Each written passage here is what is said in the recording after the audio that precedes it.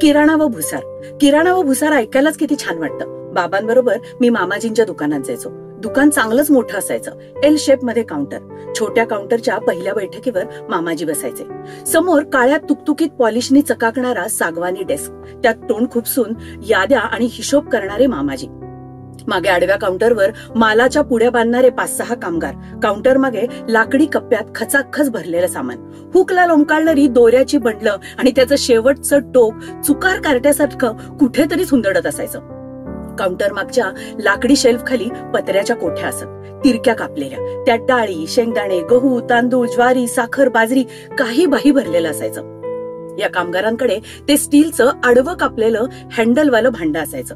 मागे गुळाच्या ढेपा असायच्या. शेल्फ मधून काड्या पेट्या, उदबत्तीची पाकिटं, चहाचे पुडे, डालडा, निरमा, कपड्याचा साबण, पेस्ट, अंगाचा साबण आणि बरंच काही रचलेलं असायचं.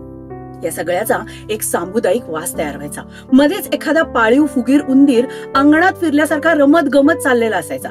मामाजींच्या शेजारी सुक्या मेव्याच्या काचेच्या बरण्या असत. आम्ही दुकानात गेलो की आम्हाला ते त्यातून काजू बदाम काढून देत असत. दुकानात जायचा आमचा मूळ उद्देश सुफळ संपूर्ण व्हायचा. धन्यवाद.